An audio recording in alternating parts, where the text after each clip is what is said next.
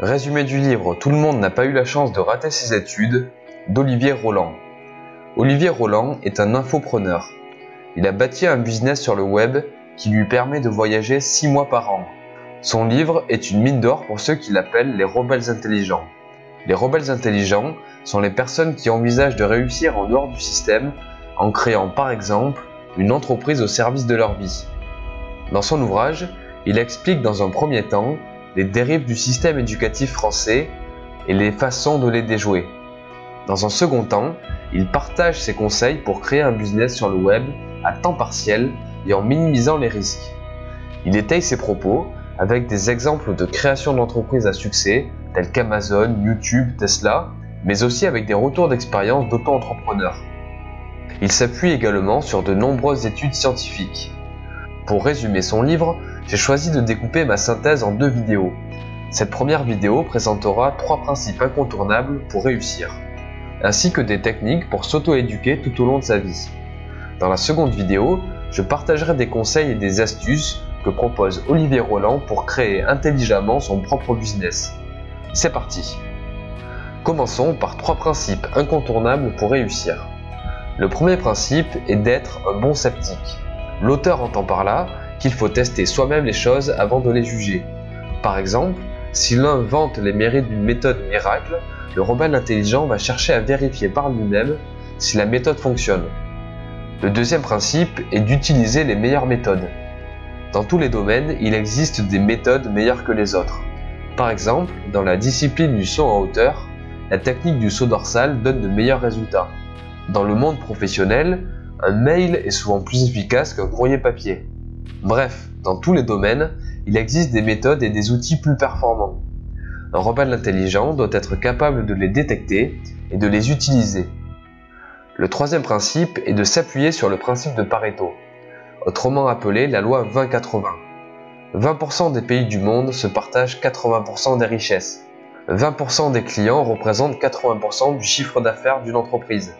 20% d'efforts produit 80% des résultats. Ce qu'il faut retenir est qu'un rebelle intelligent essayera de tirer profit de cette loi en cherchant à faire un minimum d'efforts pour un maximum de résultats. Pour réussir, il est donc recommandé de s'intéresser aux méthodes les plus efficaces, de les tester et de se les approprier, surtout si elles répondent à une optique 20-80. Sur ces mots, j'enchaîne sur la deuxième partie, s'auto-éduquer tout au long de sa vie. Selon Olivier Roland, le système éducatif français est limité car il ne nous apprend pas certaines des compétences indispensables pour réussir dans la société actuelle. Par exemple, il ne nous enseigne pas la gestion des finances personnelles, la capacité de réellement développer des projets, la capacité de s'éduquer tout au long de sa vie ou la capacité à communiquer efficacement. La principale raison est que le système éducatif a été conçu pour former des ouvriers agricoles et des industriels dociles. Pour citer l'auteur, l'école ne veut pas de créatifs, d'entrepreneurs et de gens qui savent gérer leur budget et investir. L'école veut, encore aujourd'hui, des employés dociles qui seront passionnés par l'idée de faire une carrière brillante en leur donnant un savoir toujours considéré comme sacré et rare.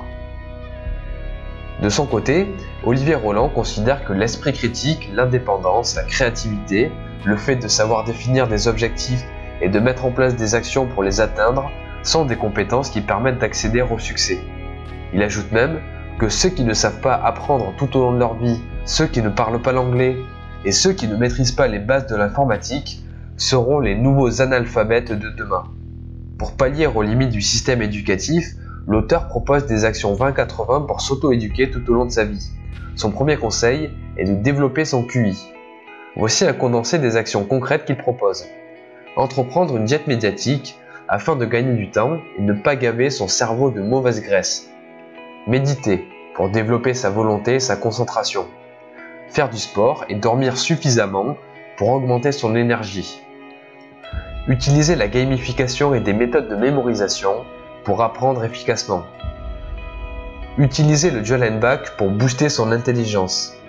Olivier Roland considère que quelques minutes par jour suffisent à développer grandement ses capacités.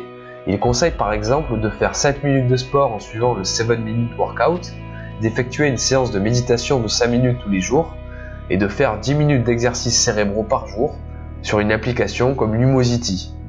Selon lui, ces actions 20-80 permettent de tirer un maximum de bénéfices en un minimum de temps. Son deuxième conseil est de booster sa volonté. Pour l'auteur, la volonté et le contrôle de soi sont des aptitudes qui mènent au succès. La volonté est notre capacité de nous fixer des objectifs et de nous y tenir. Elle est comme un muscle, elle peut se fatiguer et on peut l'entraîner. Les conseils d'Olivier Roland pour booster sa volonté sont mettre en place un environnement sans tentation, s'entraîner à résister. Un des exercices qu'il propose est de mettre une gourmandise en évidence sur une table et de se fixer l'objectif de ne pas la manger pendant un certain temps. Pour booster sa volonté, il suggère également de trouver un partenaire avec le même objectif pour se motiver mutuellement, ou de demander l'aide d'un professeur, d'un coach ou d'un mentor. Et surtout, de mettre en place des habitudes et des rituels. Pour reprendre une citation de Stephen Covey, l'auteur du livre Les 7 habitudes de ceux qui réalisent tout ce qu'ils entreprennent, qui sème une pensée récolte une action. Qui sème une action récolte une habitude.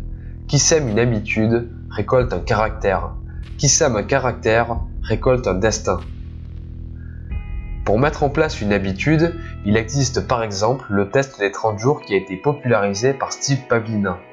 Cela consiste à réaliser une action précise pendant un mois sans faire d'écart. Par exemple, faire 7 minutes de sport tous les jours. Au bout de 30 jours, il faut choisir entre conserver l'habitude ou tout simplement l'abandonner. Pour booster sa volonté, Olivier Roland conseille également de mettre en place un système de productivité, car en étant plus efficace, on épuise moins vite sa réserve de volonté. Mettre en place un système de productivité consiste par exemple à noter sur une liste les idées et les tâches que l'on souhaite accomplir, définir des objectifs SMART, spécifiques, mesurables, atteignables, réalistes et limités dans le temps, se fixer tous les matins 1 à 3 tâches importantes à réaliser dans la journée. L'idéal est de commencer sa journée en réalisant la tâche la plus importante. La productivité passe aussi par le fait de se concentrer uniquement sur la tâche à accomplir, pas d'interruption et pas de multitâche. À ce propos, l'auteur rappelle que pour gérer une tâche, il n'y a que 5 possibilités.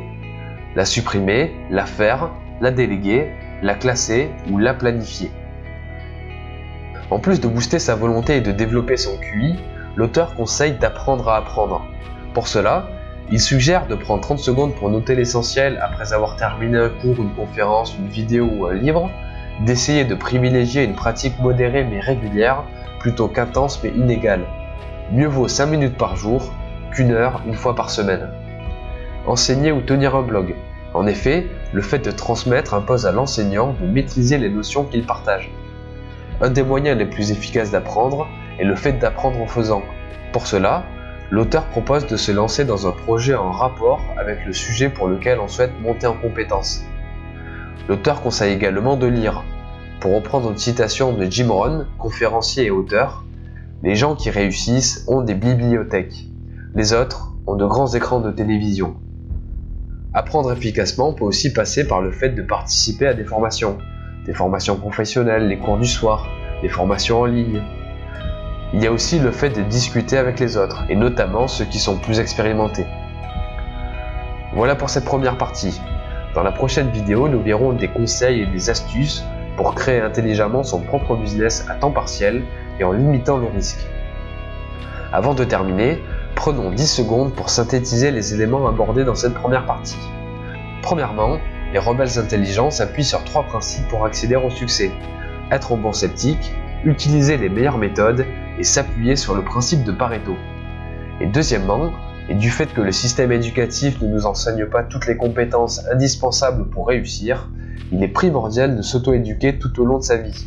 Pour cela, il est nécessaire de développer son QI, de booster sa volonté et d'apprendre à apprendre. J'espère que le contenu de cette vidéo vous aura plu. C'était Mr. Fanjo, à très vite.